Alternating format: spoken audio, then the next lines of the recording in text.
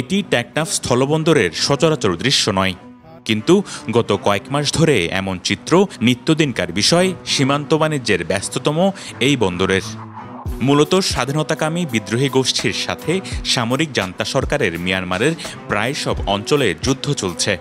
কোনো অঞ্চল এখনও স্বাধীন না হলেও যে কটি অঞ্চল বিজয়ের দ্বারপ্রান্তে আছে তার মধ্যে অন্যতম রাখাইন রাজ্য, যেটি বাংলাদেশের সীমান্তে অবস্থিত। জান্তার কাছ থেকে চূড়ান্তভাবে রাখাইনে তারা বিজয়ী হতে পারবে কিনা সেই আলোচনার চেয়ে বড় বিষয় হলো তারা এরই মধ্যে মাথা ব্যথার কারণ হয়ে গেছে বাংলাদেশের। বিদ্রোহী গোষ্ঠী আরাকান আর্মি বিজয়ের আগেই তাদের আধিপত্যের নেগেটিভ প্রভাব ফেলতে সক্ষম হয়েছে বাংলাদেশে, যা দৃশ্যমান টেকনাফ স্থলবন্দরে।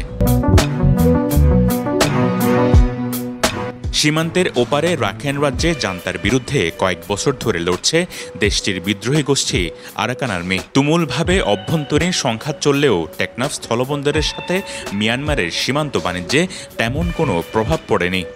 ফলে যুদ্ধ এড়িয়ে বেশ ভালোই যাচ্ছিল দুদেশের বাণিজ্য। কক্সবাজারের একমাত্র হসপিটাল যেখানে রয়েছে ICU, HDU, CCU, NICU, PICU, সংকটাপন্ন নবজাতকের জন্য স্ক্যানো, ক্যান্সারের কেমোথেরাপি সহ চিকিৎসা সেবার সমৃদ্ধ আয়োজন। কিন্তু জেলায় জেলায় জান্তাকে পরাজিত করে রাখাইনে আরাকান আর্মি যতই সফলতার দিকে যাচ্ছে ততই সীমান্ত বাণিজ্যে প্রভাব পড়তে শুরু করে। সর্বশেষ গত 9 মাসে এই বন্দরে আমদানি রপ্তানি প্রায় শূন্যের কোটায়। বন্দরের ব্যবসায়ীরা বলছেন প্রতিদিন এই বন্দরে 50 থেকে 60টি জাহাজ আসত, 200 থেকে 300 ট্রাক মালামাল বের হতো। অনুরূপভাবে বাংলাদেশ থেকেও যেত, কিন্তু সেটি এখন আর হচ্ছে না, যার ফলে ব্যবসায়ী, শ্রমিক, রাজস্ব আয় সব খাতে হাহাকার বিরাজ করছে। ব্যবসায়ীরা বলছেন তাদের হাজার হাজার কোটি টাকা মিয়ানমারে বিনিয়োগ করা আছে। সীমান্ত বাণিজ্য বন্ধ হয়ে গেলে পথে বসতে হবে তাদের। এখন আমরা দিন মজুরি দিতে পারতেছি না, এবং গাড়ি যারা ব্যবসা করে ড্রাইভার তারাও বসা, যার ফলে আমরাও বসা, আমাদের কোনো মালামাল আসতেছে না। আমরা ব্যবসায়ী হিসাবে আমাদের খরচগুলো থেকে গেছে, এখন আয়গুলো কমে গেছে। সেজন্য টেকনাফের বিশেষ করে 20-30% আমার ধারণা এই বন্দর নিয়েই আমরা জীবিকা গ্রহণ করি। আমাদের টেকনাফের সাথে বা মায়ানমারের, বাংলাদেশের সাথে মায়ানমারের যে যাতায়াতের রুটটা রয়েছে, রুট যেটা রয়েছে, ওইটা আমাদের অতিক্রম, আমাদের যেতে হয় মায়ানমারের একেবারে পাশ দিয়ে।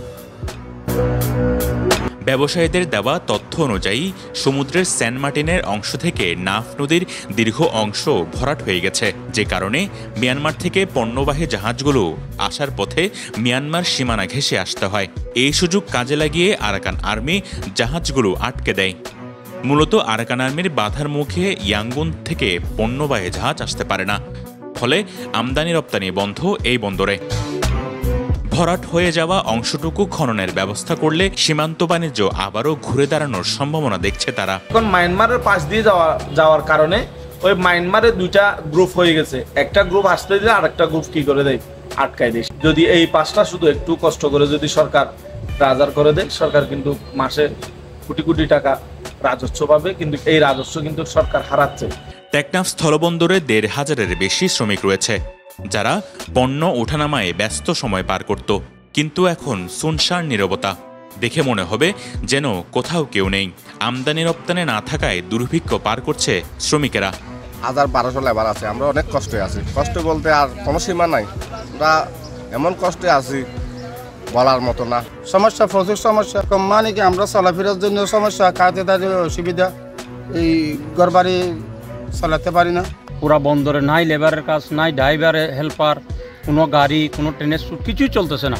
বন্দর একদম এখন ফাঁকা বললে চলবে। টেকনাফ স্থলবন্দরে দিয়ে আমদানিকৃত পণ্যের বেশিরভাগ হলো হিমায়িত মাছ, রুই, কাতাল, শুটকি, বিভিন্ন প্রকার কাঠ, বরই আচার, শুকনা বরই, টক তেঁতুল, আদা, পেঁয়াজ, কসমেটিক্স, প্লাস্টিক ইত্যাদি। কিন্তু এখন কোনোটিই আসে না।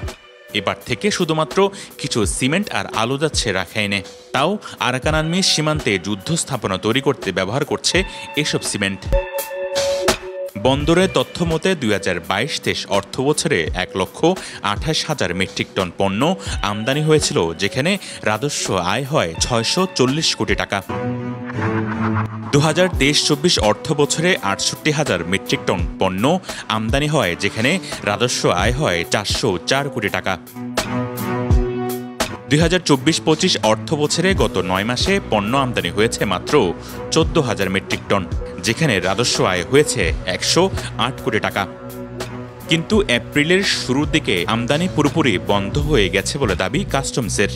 আসলে বিভিন্ন প্রতিবন্ধকতা তৈরি করার জন্য মিয়ানমার আর্মি কর্তৃক মিয়ানমার আরাকান আর্মি কর্তৃক বিভিন্ন প্রতিবন্ধকতা তৈরি করার জন্য মূলত ইয়াঙ্গুন থেকে আর জাহাজ বাংলাদেশে আসছে না। কিন্তু সর্বশেষ 13 তারিখে, এই এপ্রিল মাসের 13 তারিখে ছোট একটা কাঠের বোট আসে, এরপর থেকে আর কোনো পণ্য বাংলাদেশে আসে না। 1995 সালে চালু হওয়া টেকনাফ স্থলবন্দর বিগত দিনে এমন দুঃসময় আর পার করেনি। যে বন্দরকে ঘিরে টেকনাফের 30% মানুষের জীবিকায়ন, সেখানে বাণিজ্য কার্যক্রম বন্ধ থাকায় চরম দুর্দিন যাচ্ছে তাদের।